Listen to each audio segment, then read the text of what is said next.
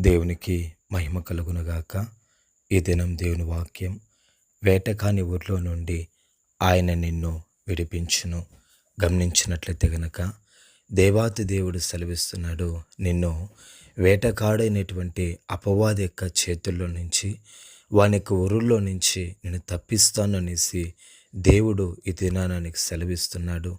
మనం గమనించినట్లయితే గనక దేవాతి దేవుడు అపవాదైన సాతాను ఒక్కొక్కరిని ఒక్కో రీతిలో, ఏదో ఒక రీతిలో, ఏదో ఒక పాపంలో, ఏదో ఒక శాపంలో పడద్రోయాలి అని చెప్పేసి వాడు అనేక రీతులుగా ప్రయత్నిస్తుంటాడు.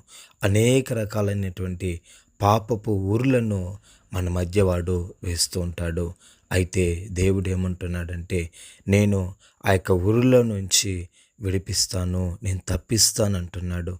కాబట్టి గమనించినట్లయితే గనక నిశ్చయముగా దేవాతి దేవుడు ఆ యొక్క పాపం అనే ఊరిలో నుంచి, శాపం అనే ఊరిలో నుంచి మనల్ని తప్పించినట్లుగా దేవుని యొక్క కృపకు మనము అప్పగించుకుందాము. మహాగణుడా, పరిశుద్ధుడా నీకు స్తోత్రాలు చెల్లిస్తున్నాం నాయన.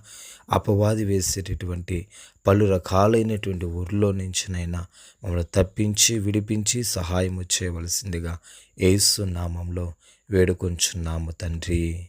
ఆమేన్, ఆమేన్.